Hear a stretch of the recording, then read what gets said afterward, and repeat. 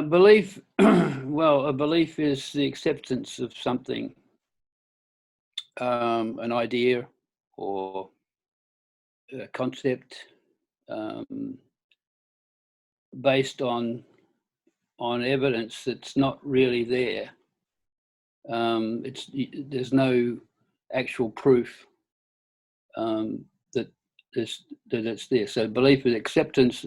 The definition in the dictionary says the belief is the acceptance of an alleged fact without any positive knowledge or proof.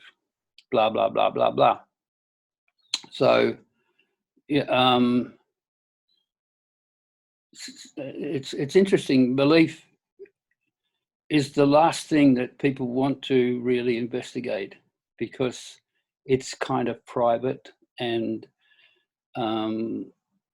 it's a limitation, because even though we protect beliefs and we have to respect beliefs, others' beliefs, if you don't do that, there's trouble. But I don't have any beliefs, and people get a bit annoyed when I say things like that, because you know, it's just virtually unheard of. You know, you don't have any beliefs, but I see you believe. You know, but actually, you know, beliefs vanished. It's by themselves, and you know, I just, it's so obvious that a belief is not real, and yet this is apparently how we all function with beliefs. And beliefs are like a baggage that you carry with you, and it can get very heavy, you know, and lead to all sorts of conflicts. So yeah, in the light of just pure being or self-awareness, there's no belief there. You know, it's like I think Bob Adamson said, you know, once he said, you don't say, I believe I am, you know you are. You know, the fact of your own being is unquestionable, it's undeniable. But what it is, you can't, you know, you have to try and articulate what it is. Well, you can't do that because it's ever fresh and ever new. And being comes out of non-being.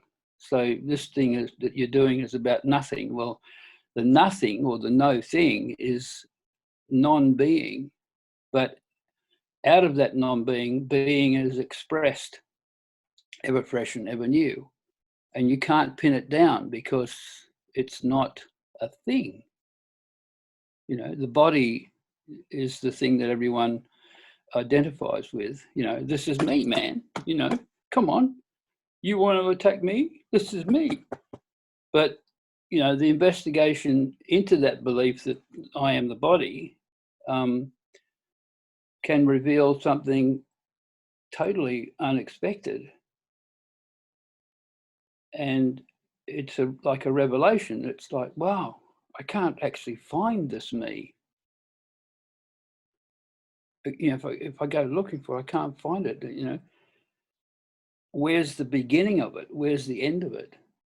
You know, is the skin the boundary between me and the not me? They're all concepts, you see. So the body is energy, a form, a living form that is nothing but life. You know, without life, it's a corpse. But even as a corpse, it's not dead, because there are microbes and all these tiny little things going about their business, decomposing the body, and that's life. So one of the old sayings is that life lives on life. You know, you can't have life without death, because they're actually the same thing. So you see, the one question was belief leads to all sorts of, because it's all interwoven, you know. So I don't know, what else can I say about belief? Well, that's how it displays itself, you know. What is non-duality? In its simplest expression, it means one without a second, or advaita vedanta. Advaita, dvaita means two, and when you put an A on the beginning, it means a negative, so it's not two. Vedanta means the end of the Vedas. So advaita vedanta.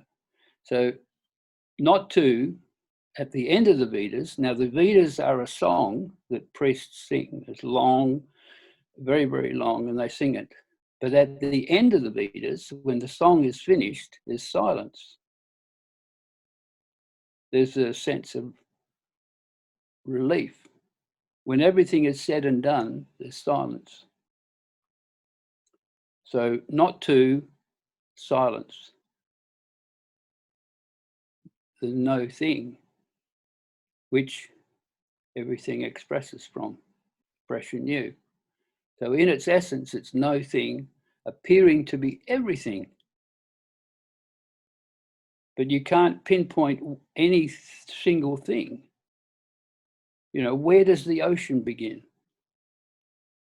Does it begin at the beach, or under the sand, or back further in the soil, or in the mountain with the rain, the clouds? You know, where does it begin? We have all these, you know, all of our problems are due to two things. One is identity, and the other is boundary. So we form this identity through concepts and beliefs, and call it me or I or Gilbert or whatever you want to call it. And then I have a boundary. Well, that's not me. You're not me. So there's a boundary there. And that's all conceptual. And that's the basis of separation. So the sense of separation is based on ideas that I am separate from the whole. And that's where all the conflict arises.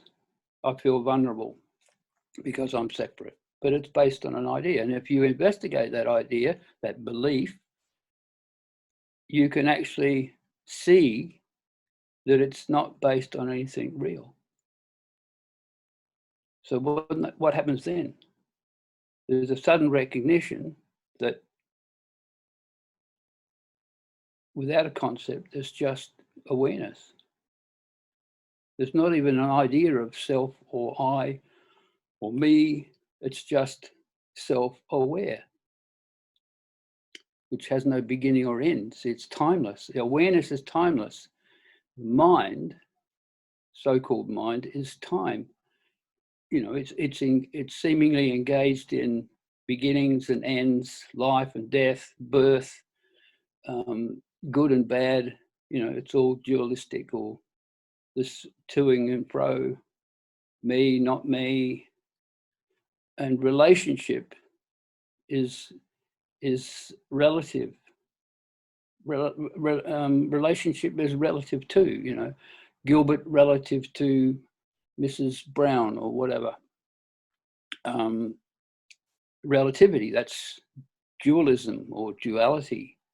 And the thing is, you can't get to non-duality from duality, because duality is conceptual and non-duality is non-conceptual.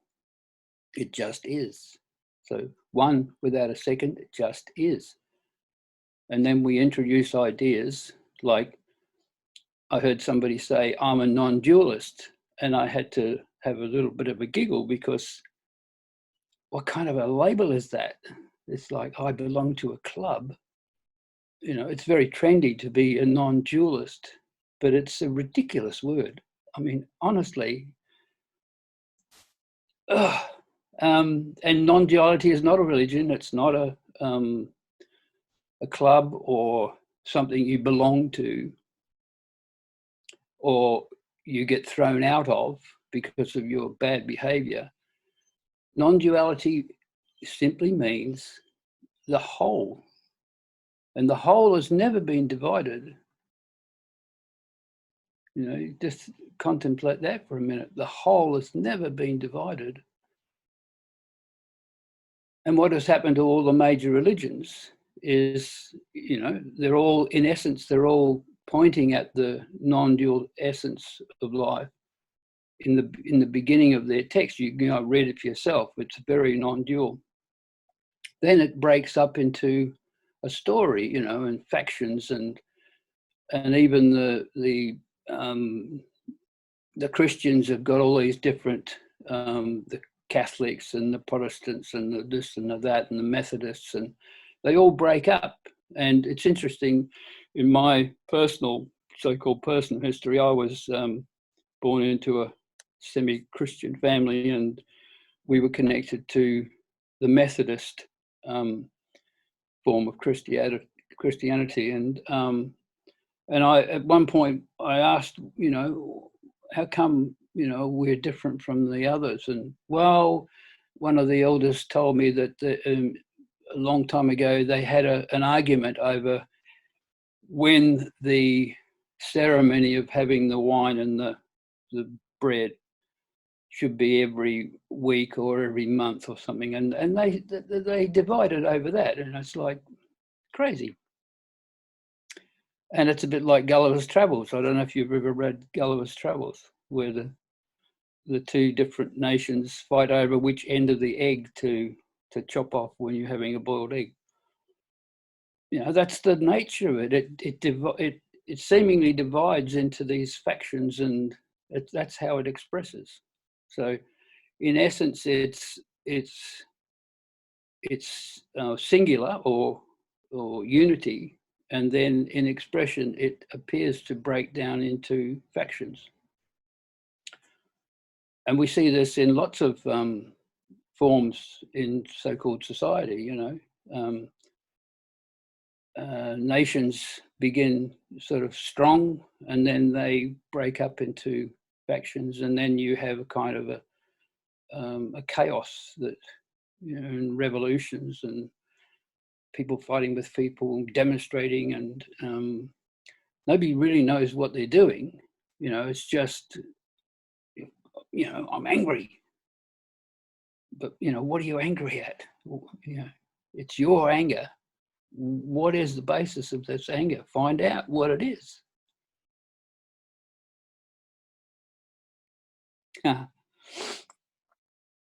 Well, mind is, it's an interesting question, because the essence of mind is clear and empty.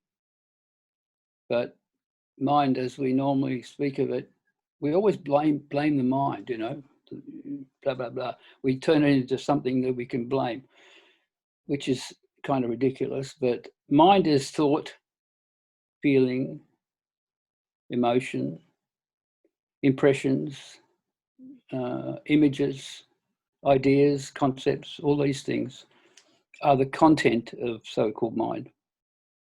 And that's what we take mind to be. No mind is the essence of mind. So if you pause the thinking, people say, well, how can you do that? You know, you can actually pause the thinking for a moment, and there's this clarity there. There's just awareness. I'm putting concepts on it, but it's not really any of the concepts. It's just a living intelligence, you know, to put labels on it. It's undeniable. And there's no conflict there. There's no tension between this or that. And the body itself can kind of disappear. Not physically, but the sense of the body being there can be absent, and it's just no mind. And for some, that can be a tremendous opening and a revelation. And they can realize they've been going in the wrong direction for so long, looking for answers in the mind. And the mind will just keep generating answers and questions and things, because that's what it does. And it's not the right way to go. It's like, pause the thinking and see and recognize the naked cognition that is awareness, without all these words. I'm putting words on it. But the essence of the livingness, the life itself, is spontaneous, absolutely spontaneous. Nobody can tell you where life came from, because it didn't come from anywhere. It's spontaneous right now, you know. And you know, no one can find the beginning of the universe. You know, the science is looking for the beginning. You're not going to find the beginning of the universe. It's right here, right now. This is the beginning and the end, you know. I think in the Bible it says, I am the Omega and the, what's the other word? I am the Alpha and the Omega. I am the beginning and the end. I am. That's another pointer. I am, which a lot of the spiritual texts speak about. I am the Alpha and the Omega. I am the beginning and the end. Or as Jesus said, I and the Father are one. We're not separate. So this I am is the verb for being. I is representative of identity. So I am. But that's, you know, for the so-called mind, it has to add things and qualities to this I. I am so-and-so. I am a male. I'm a billionaire. I'm this, that, and the other.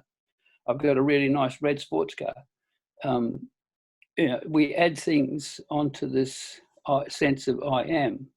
And it's interesting that Nisargadatta, in his book, I Am That, at the very beginning, he speaks about his guru, Siddhara Rameshwar. He ever gave him one instruction, and that was to stay with the I am. Not the words I am, the sense of I am.